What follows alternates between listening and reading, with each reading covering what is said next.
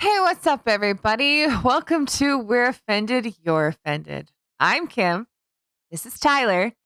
And it's hump day. And you know what that means? Meow, chicka, wow, wow. Wow. Yeah, I know. This is now number 4. Yeah. Yeah. Number 4. You guys don't know this, but yeah, this is our fourth time trying. We were doing really good the third time, and then my computer decided to go. So, yeah, welcome everybody. Hope everyone's had a fantastic week so far. Don't forget to like, subscribe, share, all that fun stuff that's going to be in the description box below. You can show us everywhere. Punch that freaking button because I'd like to punch it right now. Okay, so before we get started, I actually have, just a little question for all the parents out there. Has anybody, or I'm going to assume you have like family game nights? Yeah, those fun things that you do with your kids. So I'd like to know. We were doing a game the other night. It was called Smartass. And super fun game, by the way. I would strongly recommend it. I really like it. It's a trivia game. But anyway, apparently it was like World War II. The entire world came crashing down. Especially apparently when you have preteens and teenagers like 14 and 12-year-olds. Apparently when they lose, yeah, shit hits the fan. Yeah. So super fun. Um I know we had played another game too, not last night, but previously, Monopoly, and that didn't go very well. No, in my opinion, Monopoly ruins families. But I would like to know how many other parents out there do have family game nights? And if you do, leave in a comment section below what other games that you have had or any fun little stories that you've had with temper tantrums or, the world ending. Yeah. Okay, so All right. So with that out of the way, so today everyone knows the martial law, civil rights has been suspended in Canada to deal with the blockades and the protests and all this other crap. An interesting take from the Commissioner of Systemic Racism in New Brunswick. So that's going to be c'est très bien. very The nice. the story of Donald Trump saying that his campaign was spied on by Hilary Clinton. Turns out it was true, but of course there's if you search it on Google, man, you could not find any information to the contrary. But of course, if you use DuckDuckGo, how weird. Hey, it's almost like they're trying to curate this shit. What? No. Yeah, the Camels being kicked out of a beauty pageant. Yep, I'm sorry, that's what? yeah, it's Camels are in beauty pageants now? This is a thing? oh, is it ever? Is it ever? So, before we get into it, share this with friends. Hit the like button, hit the rumble button, leave us a review on Spotify. All right, let's get into this first one because we got a lot to get through. So this is from Global News and is titled, so Commissioner says Fredericton COVID-19 protest included racist symbolism and imagery.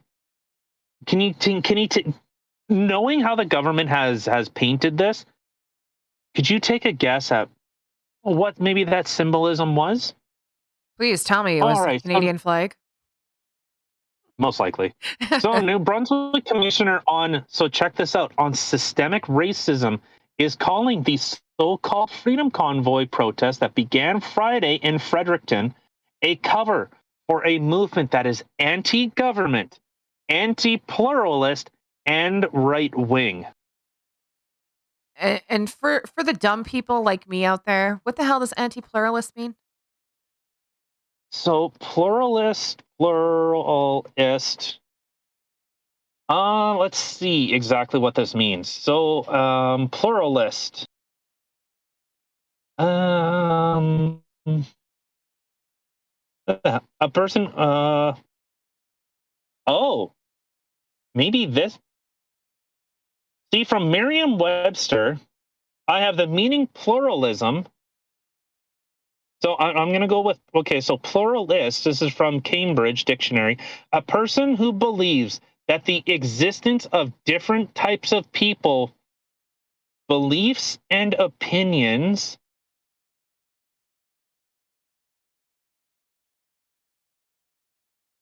A person who believes the existence of different types of people's beliefs and opinions within a society is a good thing.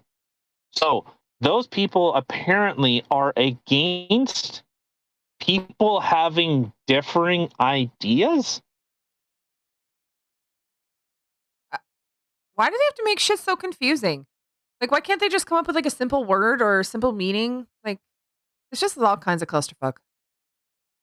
So that's incredible that they are intolerant to people have a different.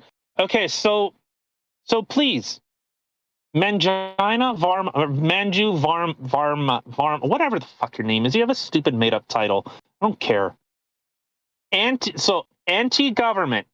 So people that are most libertarian, right leaning now, apparently, because right now means liberty minded, left means authoritarian or collectivist minded.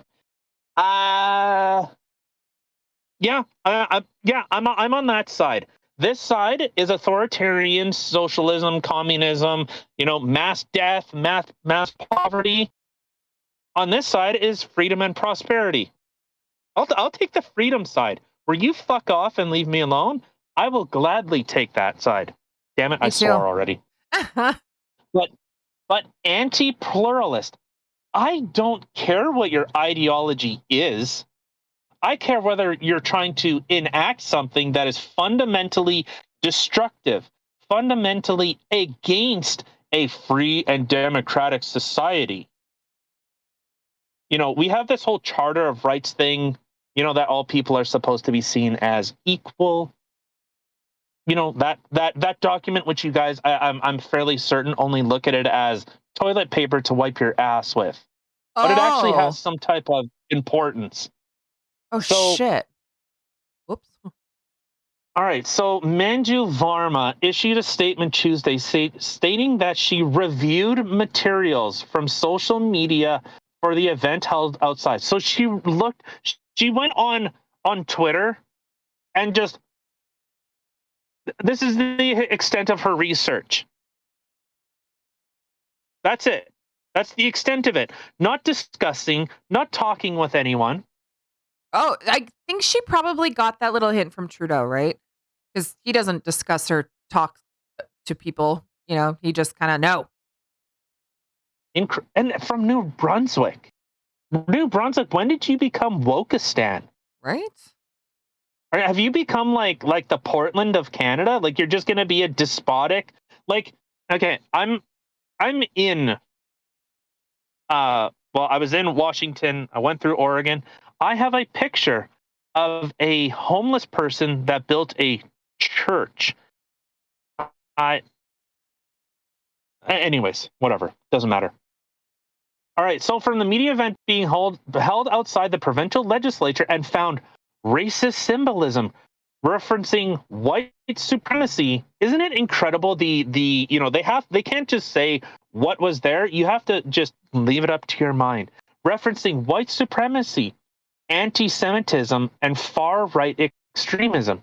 Well, Manju, in your twisted world, far-right extremism is someone that loves their country.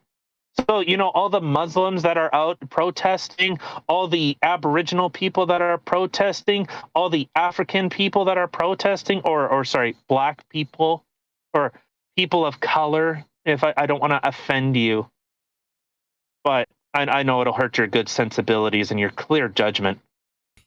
So it's incredible. You have people of all colors, all creeds, all nationalities, all religions. So who's the anti-pluralist? You ever hear the, confession through projection? Huh? Uh-huh. Manju.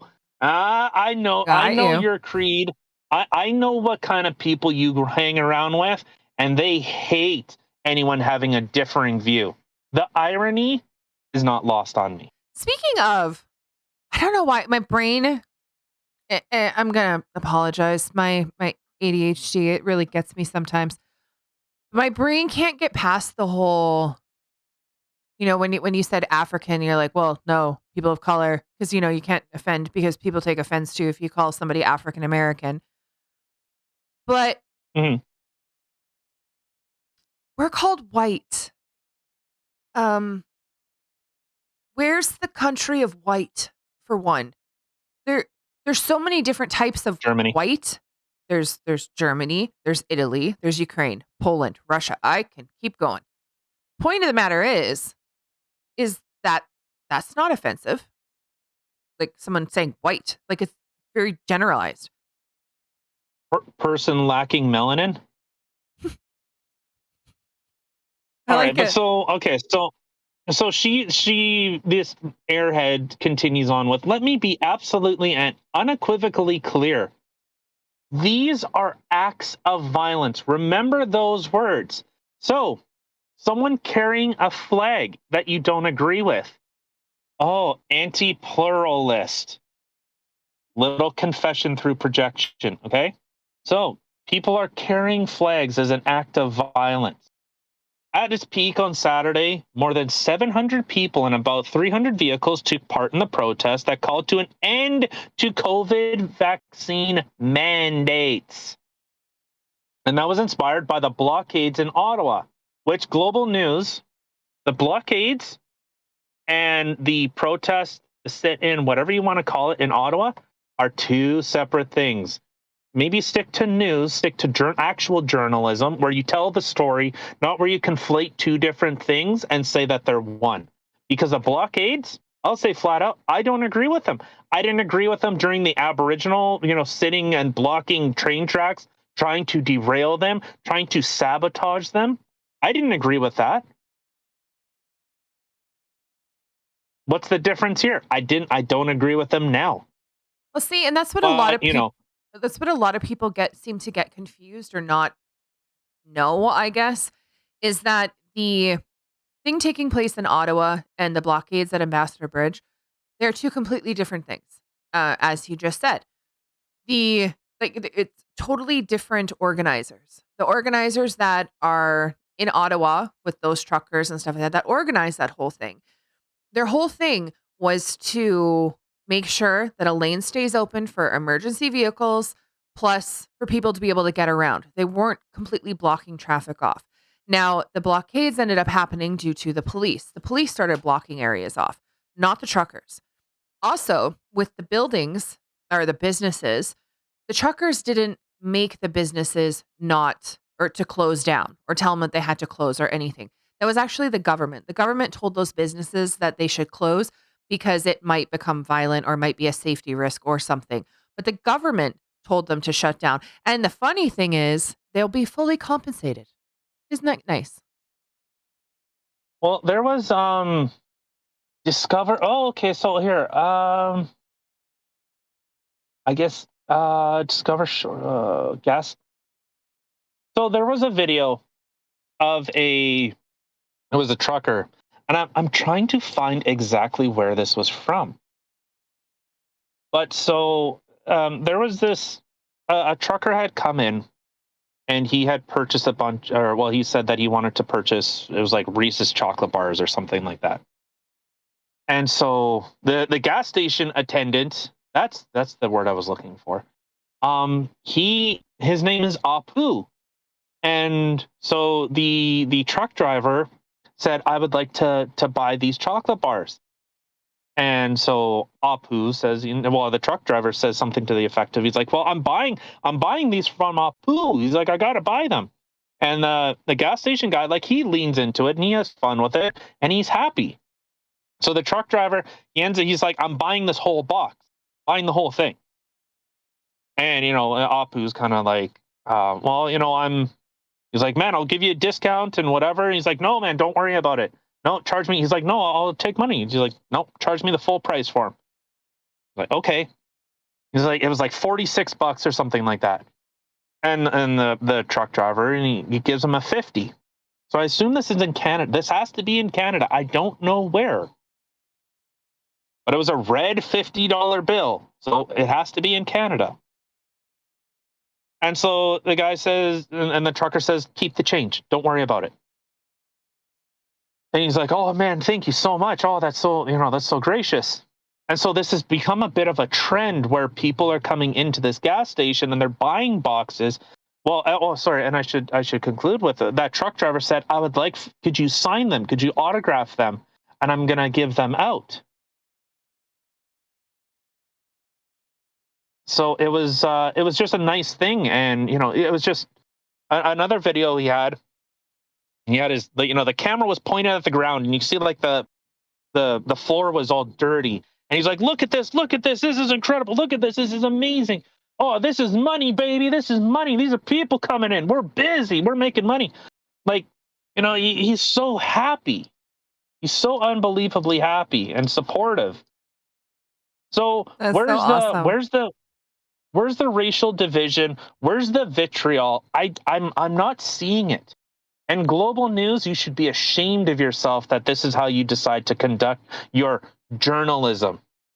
It sucks that I have to spend hours researching this, because if I just looked at your news articles, I would assume that everyone there is some type of xenophobic, some type of anti-Semite, and they're all just terrorists and horrible people just harassing everybody and threatening everybody. And I mean...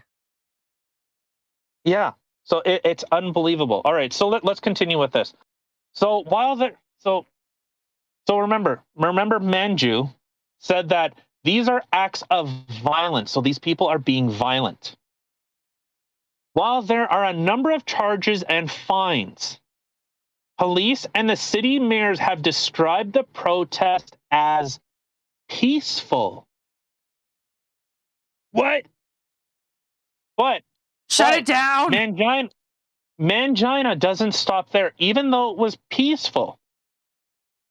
Peaceful should not mean that there were no arrests. Peaceful should mean that every citizen felt safe and protected from needless trauma. Really? Needless trauma. Varma said, seeing signs such as "Don't tread on me" and references to the Holocaust causes needless trauma. We have become so unbelievably weak. So we are so privileged. We are so wealthy. This is what we bicker about. We create problems.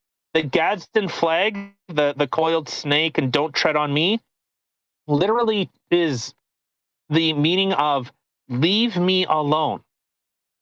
The Gadsden flag, just "don't tread on me. Leave me alone and I won't hurt you."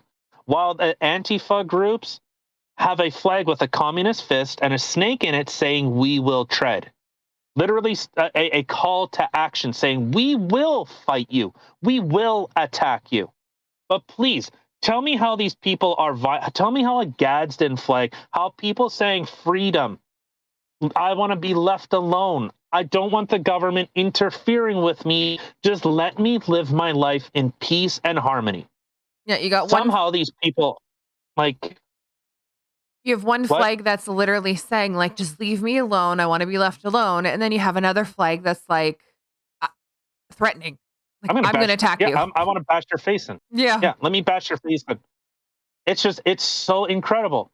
And to say about the Holocaust, so I assume she's talking about a swastika, which in Ottawa was hung on the Parliament building, a symbol saying that the government has become like a fascist country.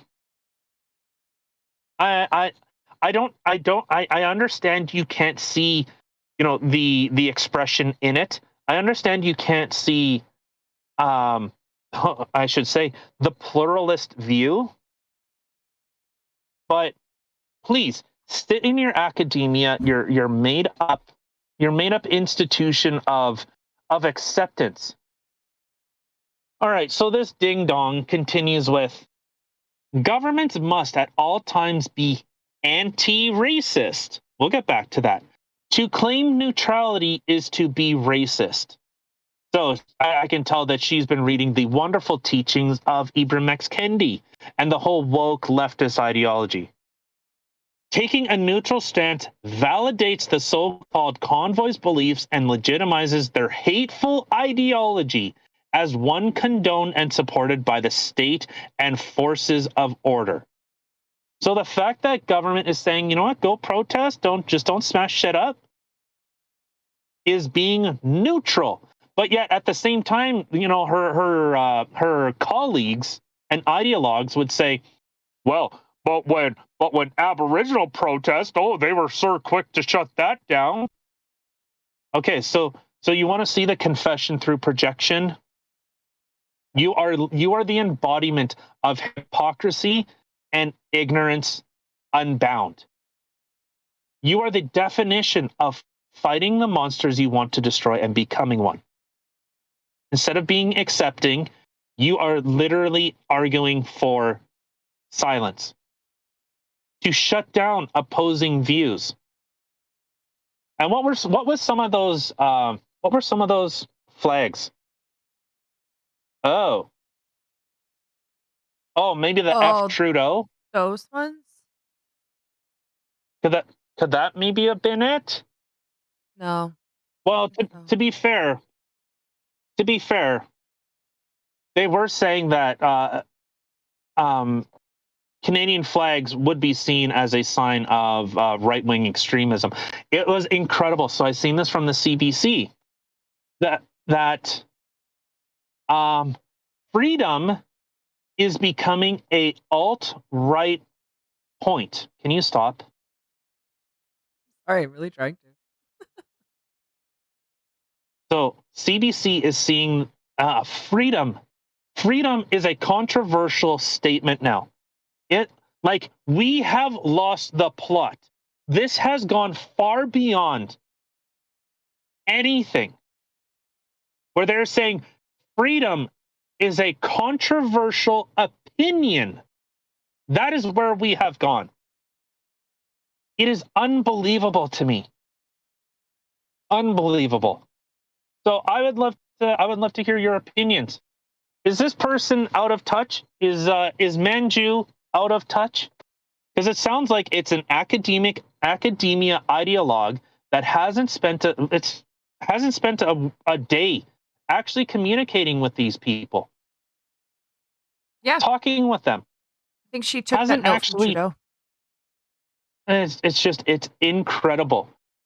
The intolerance that our government, the outright hate that our government has towards its own citizens, and you are a perfect embodiment of it. Yeah. Well, and it's funny All right. because like you have there's some lady I was listening to. I don't know, she was somebody that was at the convoy that somebody had interviewed, and she was whining about how when she sees a Canadian flag now, like she'd like to be able to look at a Canadian flag again and not be frightened and not, you know, because of course these big bad people who are out there dancing around and singing the national anthem, and you know they're horrible people, and they've clearly I guess traumatized her. The funny thing is that if they were waving around, like, okay, when you see flags like the swastika and stuff like that, like I can understand how the perception of the swastika or something like that is, you know, it's got a bad name to it because you associate it with World War II when the Nazis ended up taking the swastika, or Hitler took the swastika and turned it into something bad. So now when you look at it, you don't see what it actually used to mean, which, interesting little factoid, the swastika, oops, is actually primarily recognized for the Nazi Party, but it's an ancient religious icon in various cultures. It used to be a symbol of divinity and spirituality in Indian religions, including Hinduism, Buddhism, and Jainism. But I don't know. yeah, but you don't see that stuff anymore, right? But the fact that somebody is literally saying that now a Canadian flag is giving them trauma and it makes them sad. When you look at the Canadian flag, do you associate that with, you know, millions of people dying, all that trauma, the big war that happened? No. But yet people are going to cry Well, about it. what I find incredible with this So in her world, so I'll talk about this quick, and we've talked about this before from our local resident and our esteemed intellectual Ibram X. Kendi. So for racial discrimination, as treating, considering, or making a distinction in favor or against an individual based on that person's race, then racial discrimination is not inherently racist. So if you are making policies where you cut the tall grass, that inherently is not racist. So where you don't have the Tiger Woods, the Michael Jordans, the Dave Chappelles, the Eddie Murphys, you know, the list could go on. This is just off the dome piece of the people, the Jeff Bezos. Elon Musk is African. He is literally African American. But in the world that she is projecting is the idea where any dissonance, any ideological divergence is a problem. We live in a world where the best rise to the top. In communist Russia, you do not get the best in the world. You do not. Because that is someone that is following a passion, not a government decree. It's so like I please, Manju, open a history book. Learn from history. History is a teacher, and Bilgewater will listen. Sorry, League of Legends. Sorry. Okay, I'm like, what? Nodding my head. Yeah. You could look at Stalin's Russia. You could look at what happened in Ukraine, what happened in Poland.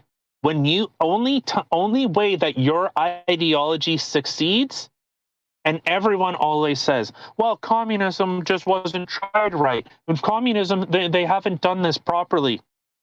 No, they've done it properly, because the only way that communism works is when you have an ideological homogeny, or homogeny of ideologies. Sorry, I should say that properly. So, would you put the Kevin Hart thing up? Oh. No, not this time, no. Okay. So you have to have people that think all the same. If you have any type of dissonance, the system crumbles. You have people saying, I want this. I'm looking for more. I just want to be the next great, I just want to be the next great Bach, the next great Mozart. I want to be the next best. I want to be the Jeff Bezos of this place. You're not allowed. No. Who are you to think that you are going to be something great? Look at Me. Millions of people. So you either die from starvation, re-education, concentration, or just flat out murder. That is the only way that you get ideological or homogeny of ideologies, because everyone has to agree to it. So that is where you get rampant death. Where people, in Ukraine, they let farms go fallow because they didn't know what they were doing. They took the farmers away. They brought them into the cities, and then they had people come out to those farms. And they're like, I don't know what I'm doing. And people starved. Millions of people have died in the name of communism, which obviously you so wholeheartedly support. And it is disgusting that someone that holds that type of belief, and trust me, a lot of these leftist groups, I don't think I'm talking out of line when I'm saying that this is the type of ideology that Manju holds. I don't know the person. I have no actual research onto this person, but I'm fairly certain. I can make an educated guess that that is the type of ideology that she holds. She actively is looking for discrimination policies. She is looking to cut the tall grass where everyone is losers. There are no winners. It's incredible to have a made up department so that, I don't know, I guess New Brunswick can become, the the Washington of Canada, the Oregon of Canada, the California of Canada, the New York of Canada. Do I need to carry on where racial discrimination is the policy, not where you are treated as equals, but because of your racial identity? Well, they have to I have a don't want made to up live in a world like that. they have to have a made up position, you know, so to make her feel special so then she can make other people feel special. Mhm. Well, making people so there's an old expression, and I'll say this, and we'll get on to the other ones because we got a lot. So there's a phrase. It's hard times make strong men make good times make weak men make hard times. We are in the weak men or zers or whatever stupid fucking words you want to make up. That is what we are in right now. The snowflakes. That is, yeah, where people aren't allowed to be offended, where people cannot be offended. So you want to talk about a pluralist, an anti-pluralist, where people literally have. So we have a founding document, Canadian Charter of Rights and Freedoms, which is supposed to be the law of the land. It is incredible that the last living Brian Peckford has to sue the federal government for discrimination. This is a guy that signed it, and he has to sue the government saying, hey, what you're doing here is wrong, beyond wrong. But it's just like seeing that actually made my stomach turn. That a communist, an absolute racist, an absolute racist. It is not enough to be non-racist. You have to be actively anti-racist. Trust me, I see what you are. I see you who you are. And it has nothing to do with your skin color. It has to do what's in your head. And it's disgusting and it's embarrassing. Please talk to any of people that have left. I was talking with a guy. This was a couple months ago, and he was from I believe he was from Ukraine when it was part of the USSR, and he was saying this is what things were like in communist Ukraine. This is what it was. Their ideal. This is literally what it was. But all right, so let's Before you move move on to on, the next one. do you want to just unzip your zipper a little bit? Your thing keeps Why? clicking against it. Oh, Yeah. I mean, it's hump day. Come on, guys. okay. So speaking of people devoid of any type of intelligence, so we have this article from Vanity Fair, and I'm not going to get into it because you remember the story of Donald Trump saying that he was spied on. Oh, but he didn't. He wasn't actually spied on. We had that thing from was it Laura Ingraham, where Trump was sitting down with her saying, I was Yeah. spied on. It's been proven. It's been proven. And she goes, we're 60 minutes. We can't bother to look at it. We just no, that's not true. What you're saying isn't true. And he's like, just look, read a newspaper. Go look, go look. Well, I guess 60 Minutes has to go talk about ghost sex workers or some whatever crap they come up with. Well, I mean, Laura and Ingraham they couldn't only even swallow her pride. they only got 60 minutes. It's going to take forever to type like this. Just to 60 minutes. I'm so fast. 60 minutes takes 45 minutes. Or I think it's 43 minutes actually.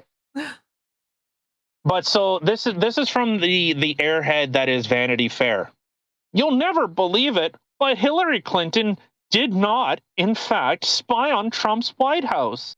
Normally I don't do this, but I have to show the person from Bess Levin on February 15th. Oh, in less breaking news, Donald Trump remains a moron.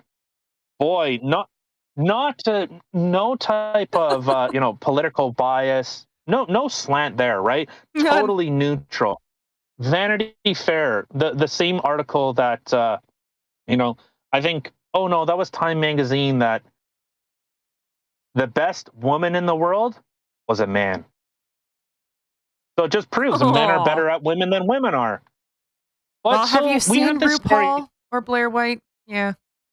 Well, RuPaul, I don't know what that is, but I know who Blair White is. So we have this story from the Washington Examiner. Yes, Hillary Clinton spied on Donald Trump while he was president. So, Bess, did you hear anything about the Durham report? You know, the Steele dossier? Did you hear anything about that information where Hillary Clinton literally paid for the whole Russiagate thing? I'm sure you heard about that and just decided to write this vitriolic airhead fucking article. So, all right, so let's get into this. Special counsel John Durham, who has been investigating the origins of the Russiagate hoax, you know, where Donald Trump was working with them, the whole P-tape thing, all that type of crap, for the past year, confirmed in a court filing last Friday that former President Donald Trump was illegally spied upon by associates of Hillary Clinton in order to delegitimize his election victory and presidency. So before I'll continue, but do you understand why Hillary Clinton has not given up on she's the only person still living in 2016. She still thinks she's won, even though we're 5-6 years past that. She's the only one still saying that she won. In the filing, which was obtained by the Washington Examiner, Durham said he has evidence that technology executive one, known to be former New Star senior vice president Ronnie Joff, worked with inducted Clinton campaign lawyer Michael Sussman. If anyone knows who Michael Sussman is, and if you followed this at all, you know who he is. He's actually been indicted in this. So, to exploit internet traffic data and access dedicated servers for the executive office of the President of the United States. Joff then exploited this arrangement by mining the executive office, DNS traffic, and other data for the purpose of gathering derogatory information about Donald Trump. Joff also enlisted the assistance of researchers at a U.S.-based university who had access to large amounts of internet data in connection with a pending federal government cybersecurity research contract. Joff tasked with these researchers to mine internet data to establish an inference and narrative tying then-candidate Trump to Russia, he added. In doing so, Joff indicated that he was seeking to please certain VIPs, referring to individuals at Law Firm One and the Clinton campaign. So this is right from the horse's mouth. We don't say. In other words, the Clinton campaign deliberately funded and ordered Sussman and its other lawyers at Perkins Coie to monitor Trump and his allies, even after he took office, by any means necessary. The man they hired for this job, Joff, hacked into private servers and exploited relationships he had with private companies to gather data he had no right to. This isn't considered criminal behavior. It should be. Durham's filings prove the campaign to undermine Trump went far beyond what many suspected. They didn't just spy on Trump's campaign, they spied on his White House. And they did so by hacking into the federal government's confidential servers and then using what they found to manufacture the narrative of Russian collusion. That's shady. Unbelievable. So, Bess Levin, my God, you look. I bet you have a bachelor's degree in fucking basket weaving. Or art. But so, yeah, a liberal arts degree. Yeah. But so weird. Oh, but it never happened. Oh, it didn't happen. So if memory serves correct, Sussman is actually being implicated. So he is being charged with this. And there's another person that's being charged from this as well. It's incredible that Hillary Clinton is not. But, I assume I'm sure Durham is going to be Epstein soon enough. I'm sure he'll be, a couple security guards are going to get, a nice little, they'll probably end up with a new car and a house in like New York or something, just somehow. I'm sure someone's going to he's gonna shoot himself in the back of the head like 5 times, and then it's just gonna be ruled a suicide. You know. I mean, that I see lots of suicides that are like that, actually. Because Yeah. yeah, you just hit, but you don't quite hit it properly, so you just got to keep shooting. It's like trying to shoot a Yeah. pig's brain. It's like this big, right? So you just got to get that right spot. Ugh, makes me Yeah. very long. All right. So, in other fantastic news, so camels have been kicked out of a beauty pageant for using Botox. So, from the New York Post, more than 40 camels were booted from a Saudi Arabian beauty pageant after getting administered Botox, hormones, and other appearance enhancing techniques. This marks the biggest crackdown in the contest's history. So, obviously, we were able to obtain some exclusive photos of a contestant and some of the judges. Okay. Yeah. Yeah. All right. So, in other news of people that like to fuck things up, the Emergencies Act, as we started from the top. So, the Act has been enacted. And here's what that means. So, obviously, from CTV News. So, from compelling tow truck drivers to haul out the big rigs to freezing bank accounts, what does enacting the Emergencies Act mean? How broad are the powers that will be at the government's disposal? And what role does Parliament play? Isn't it crazy? All right, so formerly known as the War Measures Act. The current iteration passed in 1998 brings in new parliamentary oversight and requirements for the Charter of Rights and Freedoms compliance. The last time these federal emergency powers were invoked was during the 1970 FLQ October crisis, when Castro's father was the prime minister. Prior to that, it was used in both the First and Second World War. That is unbelievable. The FLQ, or the October crisis, was abducting and murdering politicians. There were bombings. There were gunfights. There was the country was under siege. Like, literally, where local powers could not stop this. So basically, they had to enact this. And then the only other time, so when there was a war crisis, but not protesters, not protesters. Well, see, but it wasn't called that before. Like before, it was the War Measures Act when Justin's father did it. That's what I said. Formerly known as the War Measures Act. Sorry, I clearly Thanks missed for that. listening. Yeah. So, all right. So there are 4 types of emergencies listed under the Act: a public welfare emergency, a public order emergency, an international emergency, and a war emergency. In this instance, the government is enacting a public order emergency, which is described as an emergency that arises from threats to the security of Canada, and that is so serious as to be a national emergency. So even though police, RCMP, went to Ambassador Bridge, broke it up, went to, Coots was cleared out, but it's interesting that Coots one, RCMP, Jason Kenney, federal government, you guys done fucked up. Whatever the RCMP, well, and I understand the RCMP is federal jurisdiction.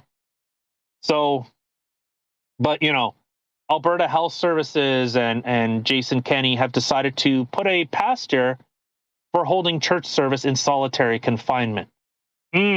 Very progressive of you. You're a fantastic conservative. In solitary confinement? Oh, yeah. Yeah. What I think anything longer than 3 days is considered cruel and unusual punishment by the Geneva Convention. That is To be fair. Extremely, excessive. Yeah. Yeah. No, it's incredible what government does when it feels that it's untouchable, when it is not held accountable to its citizens. Very, very, very good of you. No, this is when somebody has a little temper tantrum because somebody is saying, no, I don't like this. This doesn't feel right. And they start standing up for themselves. This is when the tyrant decides to step in and be like, oh, Oh, yeah? So you don't like what I'm doing right now? Okay. How about this? I'll show you something. And they just got to go Well, the extra mark. it's the shows of a despotic tyrant. That's what a lot of this is. Justin Trudeau, instead of actually, going, he met with Black Lives Matter, the same people that like to tear things and destroy things. Those same types of organizations, but God forbid the people that have Canadian flags on their backs, those violent fucking thugs. Where the RCMP sabotages excavators. Not just put a lockout tag on it or something, to disable them. No, they cut wires. They put expanding foam in fuel lines. Like, they destroyed equipment on private property, which would actually, I would assume, would be some kind of felony. Going onto private property to destroy someone else's property because it maybe might be used in a crime, maybe sometime in the future. I don't know. I'm the government. Fuck you. How about that? That is the acts of a despotic lunatic. I will say that flat out. I am not being hyperbolic. When an authoritarian's authority is challenged, the only way they know how to respond is by force. They cannot talk. They cannot reason. Hey, Manju, why don't you give Justin Trudeau a teaching lesson on anti-pluralist? Because God forbid there's someone else that has a differing view than you. And I understand that's hard for you leftists to understand, but I'm sure through your higher educated mind, you're able to figure that out. Well, see, and I don't know if anybody else actually saw the video of what the RCMP had done to those tractors. It is honestly, it's mind-boggling. And the funny thing is, the guy had actually called the RCMP and asked him, like, "Yeah, did you guys do something with our tractors or whatever?" "Oh yeah, we disbanded them or we dismobilized them or Well, whatever the hell it was." yeah, And what? yeah. Yeah.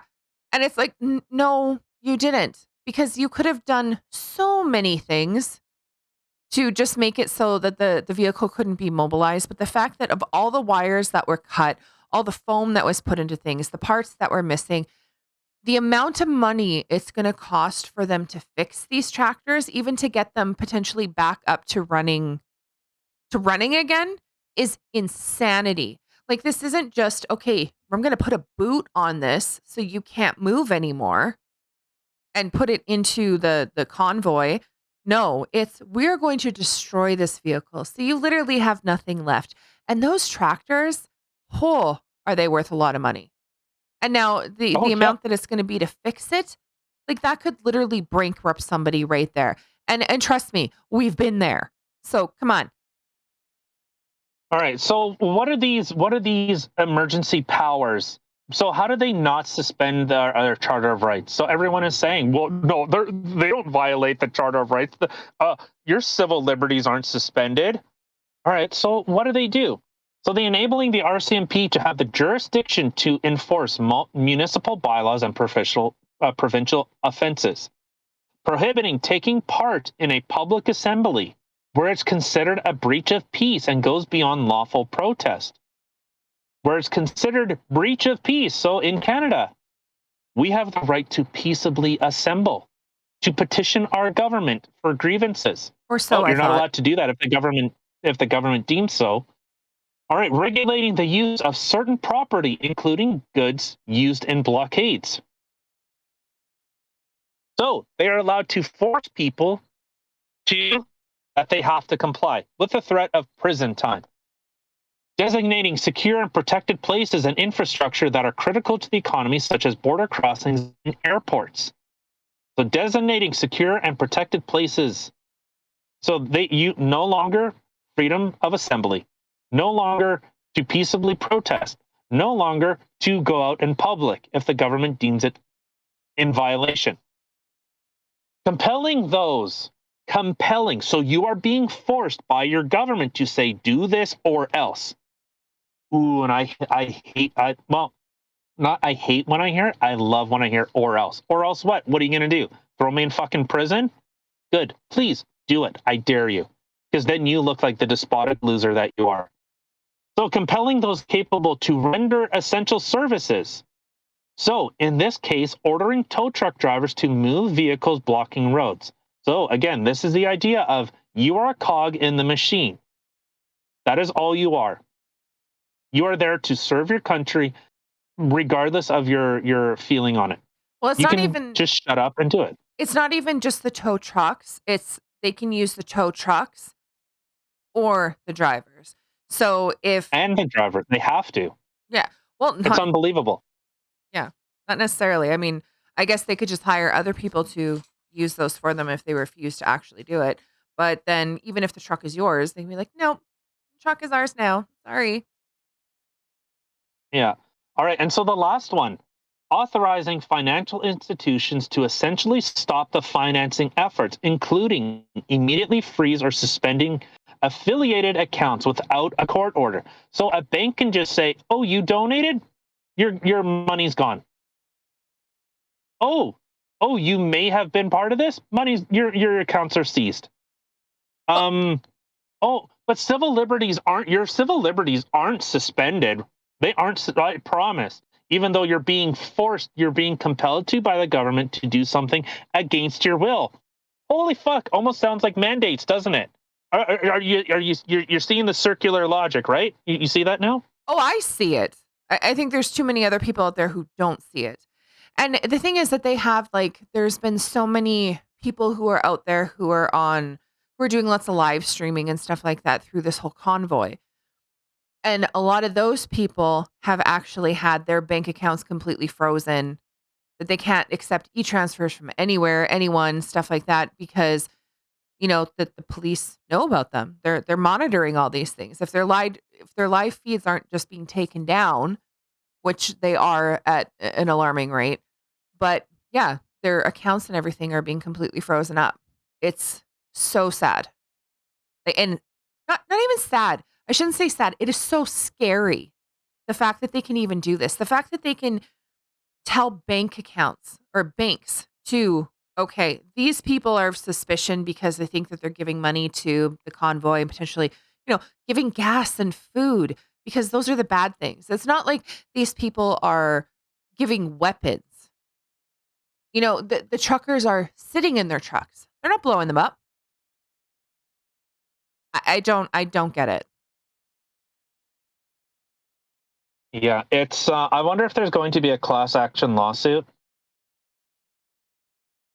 It's what I had some screenshots. I what don't see them anymore. That had I to do. moved them. They're the next frickin' line. Nope, it's only Well, it's one. just There were it. three. It's okay. It No, was no. I moved. Where did they? Oh, where did they go? exactly. It's I totally fine. moved them. It Well, was but it's just saying the exact same thing that we're saying right now. So well. it's I was kind of just gonna say pointless. I was just using it as a talking point because the one that I wanted to show is I was watching a thing with Viva Fry, and he was going through. And to anybody who doesn't know, he's a lawyer, so he knows all this law mumbo jumbo. And there was a video, I guess he had put out today, and he was talking about these emergency act and stuff like that and what it entails and da da da. And as he was going through reading it, he had said that there was a spot in there that had said including the public assembles on this one here. It's hard to read, but it says including blockades.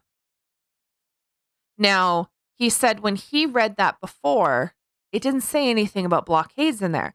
So then it got him wondering, when was this actually edited? Like, when's the last time this was edited? And when you went on there, you actually seen that this article, and this is on the Government of Canada website. Okay. This isn't like Wikipedia or whatever. This is on the Government of Canada website. It was just edited today. Oh, of course. So, and he Yeah. was saying he never seen anything about blockades when he was looking it up the other day. And now all of a sudden it's there. And he's like, that's so weird. When was this edited? And then you find out. And I had looked it up myself and I could see at the bottom, which was one of the screenshots that showed right at the very bottom that it was edited today.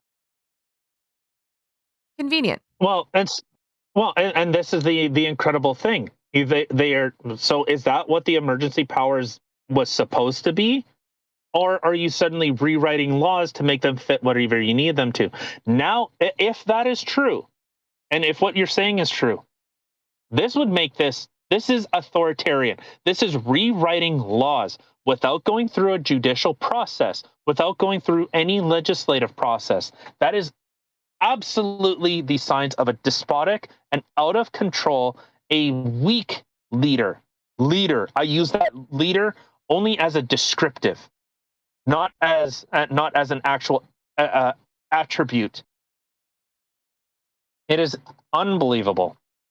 All right, so authorizing financial institutions, blah blah. Okay, so imposing fines up to 5,000 or imprisonment up to 5 years on those who breach any of the above orders. So they just add in, throw in whatever they want, do whatever they want, and the thing is, people are just so uninformed. We have a legislative process where laws are written and people are vote on these. Oh, it was just edited today. I wonder if there is a class action. Well, I'm just TD Bank seizes Freedom Convoy assets. Yeah. Trending politics. TD Bank.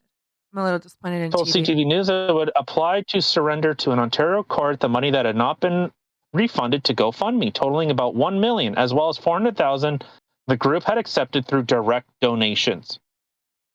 TD has asked the court to accept the funds. So they're just the bank is just giving your money away. The government is saying, "Hey, I want that. Give it to me." Yeah. So I'll make sure that this is added into the show map. So and for anybody watching right now, here I pulled up the Government of Canada website. Now prepare yourselves; you might get a little woozy because I'm going to do this quickly here. Go all the way down to the bottom. Do you see that? Date modified. Today's date. So there is your proof. Unbelievable. Yeah. Okay, so this doesn't violate any of our. Oh, right. We have. Okay, so we're gonna look at this fucking shit show. All right, let's look at So we have this video. This is Trudeau answered questions of Parliament after invoking emergency powers. So before we get into that, did you by any chance see the debate between Bergen and Trudeau? I think it was, I don't know if it was yesterday. Are you talking about the one where he just walked out? That? No, I'm not sure if it was that one, to be honest, because I seen that one only in clips. But it was just so annoying because she literally kept asking him, so when are these things, like, are you trying to say that once we hit 100%, because before it was this amount, then it was this amount, we're at 90% right now. So, and that's not good enough. So are you trying to say once the Canada becomes 100% vaccinated, then the mandates will end? Tell us when they will end, like when enough is enough. And he just keeps talking around in circles. He would not answer the question. Then it went back to her and she's like, okay, you still didn't answer the question. I'm going to ask you again. And then she asked it again. And again, he just went around in circles. I was getting so mad. I'm like, just answer the freaking question. Like but that's what he does. That's what he does. This is not a leader. All right, so let's get into this because we're already going long here. Okay. Okay. All right, ready when you are. Ready now. As president of the Advocate Society and many other organizations. Wendell was kind. Oh, right. Look, cotton socks are terrible. Everyone knows it, and it seems like we get stuck in a cycle of buying cotton socks. An ad popped up. That's super giving, awesome. A loving husband, stepfather, grandpa, and friend. Wendell will be deeply missed, but not forgotten. Rest in peace, Mr. Weigel. Are you going? Yeah. Oral questions. Question No. orale, the Honourable Leader of the Opposition. Yesterday, the Prime Minister invoked the Emergencies Act. 24 hours in, and there are more questions than answers. Questions about whether this is justified, questions around if the Hey, look at the white criteria is met, supremacist behind her questions with the around what this turban on. means to Weird. Canadians' rights and freedoms. Right.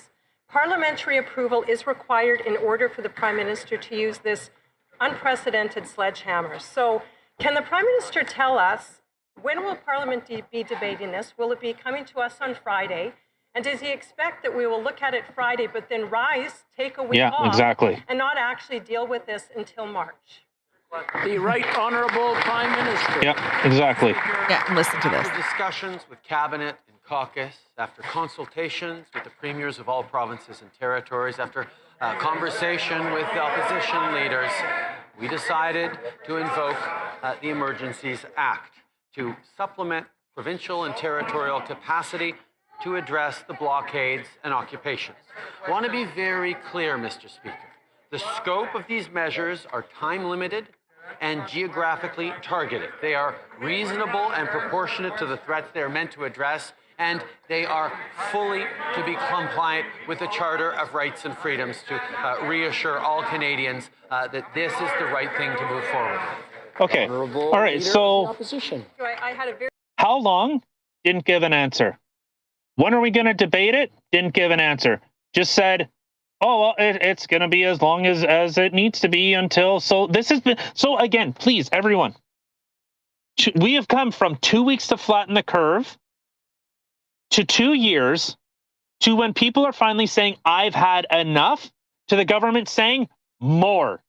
You don't like it? I will scorch earth everything. I will destroy this country because I am such a despotic loser. Because I refuse to listen. The blockades is one thing. Okay? BC had blockades. There wasn't an emergency act enacted for that. When they were trying to derail trains, nothing there. No, just get the RCMP involved and arrest those people. Okay? But no, last time, as we said, World War I, World War II, and the FLQ, the October crisis. That is the only time War Measures Act. Okay, so what Charter of Rights are not being violated? All right, so let's, it's incredible. Like, he is fantastic. I don't know how someone can say so much and not say anything at all. It's incredible to me. So what's our next one? 26, what? 2646. I wanted to finish with, because she was going to ask again. Oh, shit. Yeah, that's fine. I'm at 1442. Okay. All right. Ready when you are. Ready now. very simple question to the Prime Minister he was not able to answer. It would appear this could be more political drama for the Prime Minister. He name calls people that he disagrees with. He wedges, he divides, he stigmatizes. Yet in spite of all of his failure, Coote's border has cleared. Windsor has opened up. Provinces and police are doing their jobs, and blockades are starting to come down. But the Prime Minister thinks that now is the time to use this extreme measure and invoke the Emergencies Act. Isn't it true that the Prime Minister's actions could serve to actually make things worse and not make things better? Yes. The Right Honourable Prime Minister. Incredible. Mr. Speaker, this is about keeping Canadians safe, protecting their communities and neighborhoods, and ensuring the jobs and our economy. So I'm afraid I'm going to have to Alberta interrupt the said Honourable- no. the Right Honourable Manitoba Prime said Minister. no. I'm trying to hear the Saskatchewan answer, said and I'm no. having a Quebec very said no. difficult Yeah. time. There's some shouting going on. I'm going to have to ask the honourable members. Yeah, maybe just keep it listen to the down. people behind And him. if Like, you've they just got go something that crazy you're when not he agreeing talks. with, talk amongst yourself with someone next to you. You don't have to shout it out to the person across the floor. The Right Honourable Prime Minister. Mr. Speaker, you are absolutely right. This is a time for responsible leadership, not crass partisanship. Oh, they are This so requires pissed. Additional tools not held by other federal, provincial, or territorial law. It's what responsible leadership requires. These Oh my measures must God. be and will be compliant with the Canadian Charter of Rights and Freedoms. We will always defend the rights of Canadians to peaceful assembly and to freedom of expression. But these blockades need to end, and unfortunately, Conservative politicians continue to encourage the leaders of these blockades. So was that it? Was that the last section of that one? Of that one, yeah. Again, all right. So it's fantastic to see, as she stated.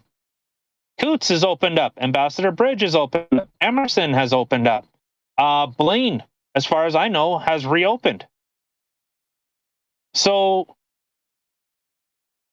I don't understand why is this act being implemented? Because he sees his authority being challenged. That's what he sees here. His authority as supreme leader to the countries that he so idolizes: Cuba, China, Venezuela. The ones that he admires. He wishes he had that power to throw people in prisons where our judicial process, it gets in the way of my ideology.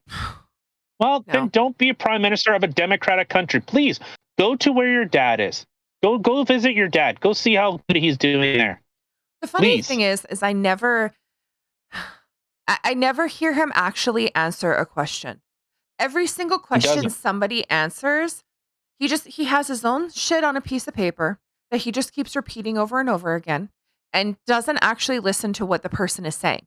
And it's so funny because you hear so many people every time he's talking just yelling in the background. And I gotta say that I don't know if anybody else has ever watched these debates before. And before, I'm not gonna lie, I never did. Question period.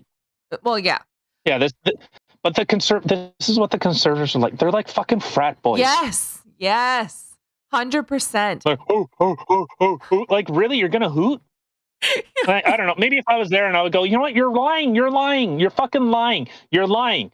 Give us a fucking answer. Why can you not? Like, that's the thing. Like, everyone that seems to think that, the government's doing the best job that they can. What? Really? What? Like, I get a more coherent answer.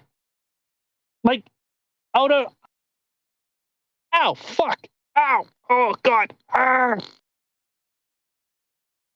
like, is Canada are we having the post-nut regret yet? Yeah. Like, I really holy, all right, so let's continue with this next one. Okay, all right, so we're running long here. 26:47 and playing now. All right, let's go. Mr. Speaker, the invocation of the Emergencies Act for the first time in Canadian history is a damning indictment on the failure of this Prime Minister to address the situation. The Prime Minister once said, I quote, "When a government asks its citizens to give up even a small portion of their liberty, it is not simply enough to say, trust us. That trust must be earned, it must be checked, and it must be renewed." Yes. These are his words. I agree with him. Canadians do not trust this Prime Minister. When will he stop undermining Canadians' rights and start renewing Canadians' trust? Such conviction. Look at all that. All those people stand up. Yeah. Let's hear his dumbass answer.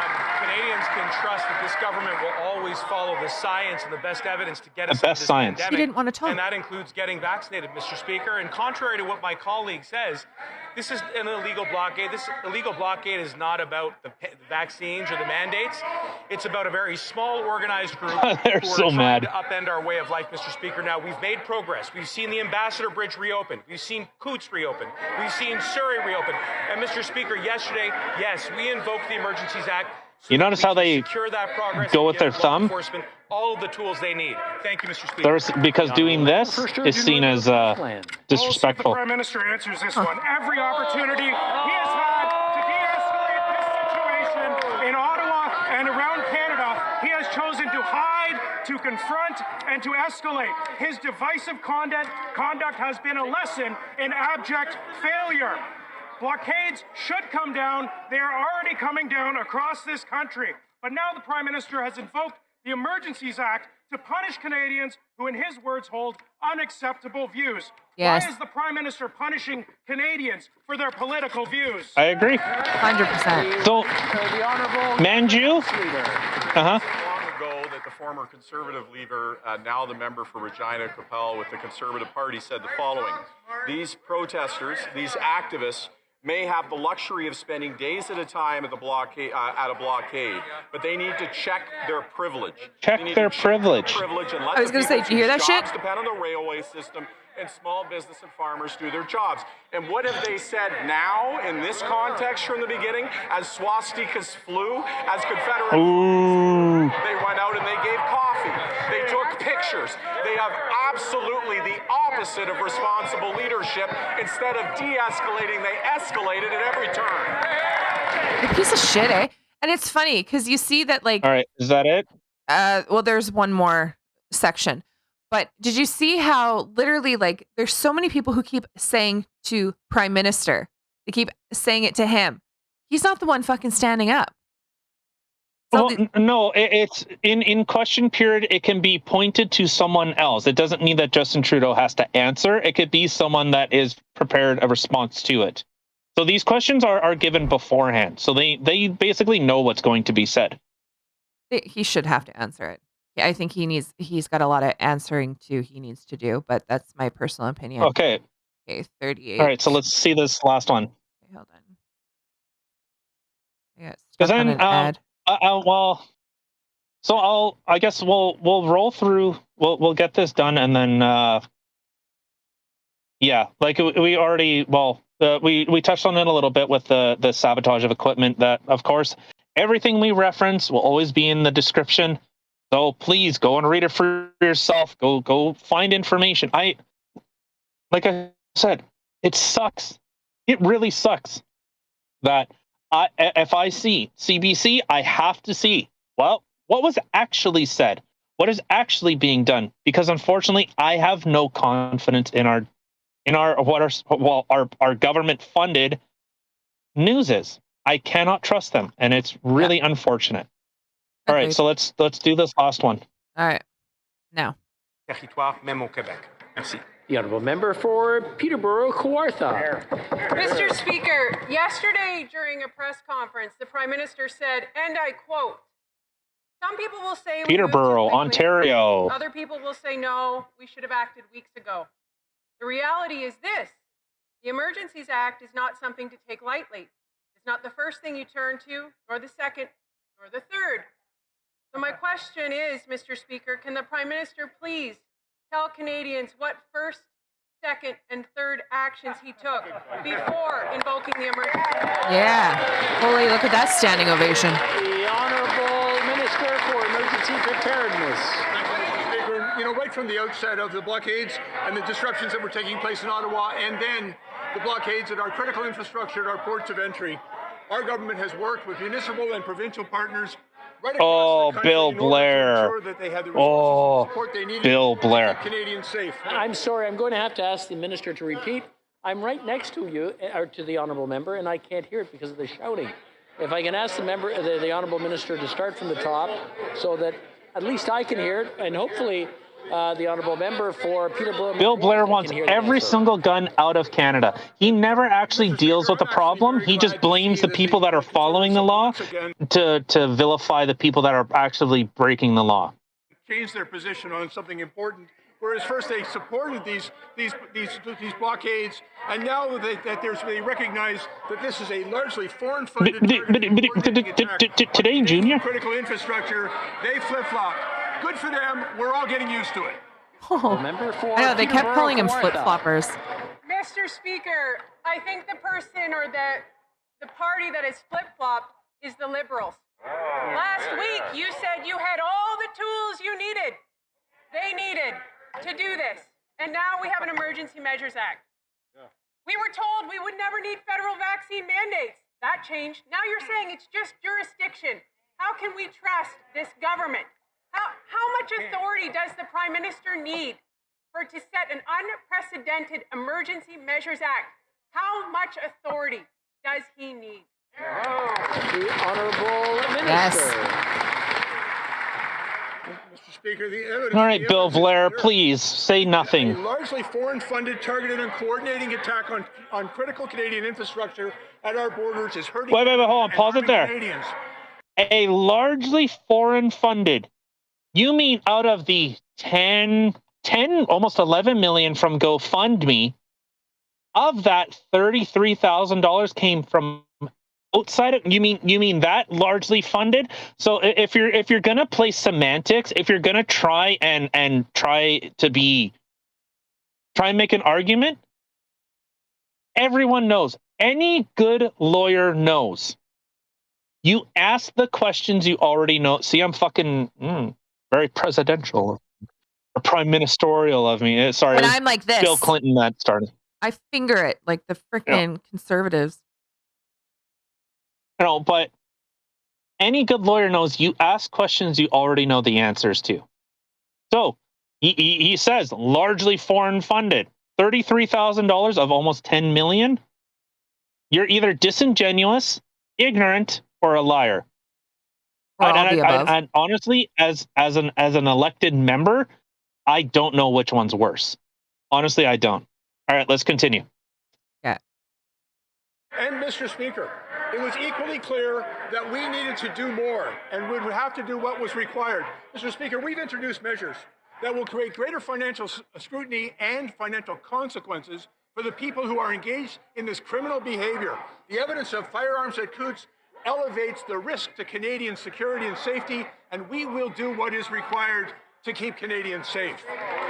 Do you hear that? That he'll have a higher financial scrutiny. Yeah, thank you.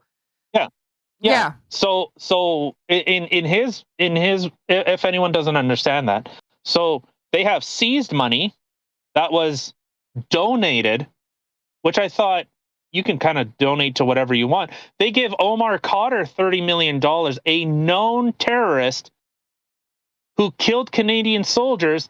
Our Canadian government gave him a nice $30,000 or $30 million payout instead of putting 2 bullets in his fucking head for killing Canadian soldiers. You know, that, but Canadians that are saying, hey, we just want our freedoms back, leave us alone. Remember Brian Pallister? You're just your privileges. It's your privileges. So this is exactly, and I'll say Brian Pallister as a quote unquote conservative, because the Liberal Party is not liberal. Brian Pallister as a kissing cousin to the progressive conservatives in Canada. This is why, like I always say, I hate hanging my hat on anything, because there's always something that's going to be thrown out and it's going to say, you know what? Oh, so you agree with that? No, but then you get labeled that. You know, like Joe Rogan gets labeled a racist. Well, it's weird. Black people are coming out to defend him. Yeah. Real big racist. Yeah, it shows the labeling, the vitriol that you decide to show to your constituents, to citizens, to other human beings. It's incredible. Yeah. People that are saying, I just want to go to work. There were people at the blockades in Ontario were saying, I just want to go to work. I've lost my job. I've lost my job because I'm unable to get vaccinated. I've been fired. I don't have, as I said, people that no longer have anything to lose. They have nothing left to lose. This is the hill that they are, I would assume, are willing to die on. Yeah. All right. Is there anything more from this, or not that video? No. I mean, there was lots. And what I find really annoying though when you watch these things is that there was one that I was watching that what's his name? When it was done in French, they had a speaker speaking, but the French was so loud that you actually couldn't even hear the English. But on this one that I was watching, there was so much that was said in French, because it's like 2 questions English, 2 questions French. There was no translator. There was no wording, nothing. So I have no idea what the fuck was said in those parts. But yeah. Okay, so we'll just quickly go through this. So from the Canadian Civil Liberties Association, the federal government. So this is a string of tweets from them. The federal government has not met the threshold necessary to invoke the Emergencies Act. This law creates a high and clear standard for good reason. The act allows government to bypass ordinary democratic processes. So remember, your Charter of Rights is not suspended. Liberty is not suspended. This standard has not been met. The Emergencies Emergencies Act can only be invoked when a situation seriously threatens the ability to govern of Canada or to the government of Canada to preserve the sovereignty, security, and territorial integrity of Canada, and when the situation cannot be effectively dealt with under any other law. Weird. The RCMP dealt with it. The Ontario Police dealt with it. Alberta Police dealt with it. The Manitoba RCMP dealt with it. So what? BC dealt with it. Governments regularly deal with difficult situations and do so using powers granted to them by democratically elected representatives. Emergency legislation should not be normalized. This threatens our democracy and our civil liberties. So this is from the Canadian Civil Liberties Association. It's incredible. So we do have, I did add in, so Magna Carta, where a lot of our laws are founded, has been suspended. Civil liberties have been suspended. Oh, for how long? As long as we need. What, 2 weeks? 2 years? How long? It has to be clear cut. If it is not debated and concluded on by Friday, sessions do not return until March. I believe it's March 22nd, I think, if memory serves. So, Magna Carta has been suspended. And then obviously we had the article. Again, we'll include it in the description. So, with that was a lot. All right, let's get the fuck out of here. All right. Well, thanks, guys, for everybody who's listened to this long. If you're returning, welcome back. If you're new, thanks for taking a chance and listening to something that we have to say. Don't forget to check us out in Rumble, YouTube, Spotify, Anchor, Google Podcasts. Check us out on our Facebook group, Instagram, Twitter, and Getter. All the description or all the links will be listed in the description box below. Hope everyone's having a great weekend and hope we helped get you over that hump a little bit easier. Okay. See you guys on Friday. Bye.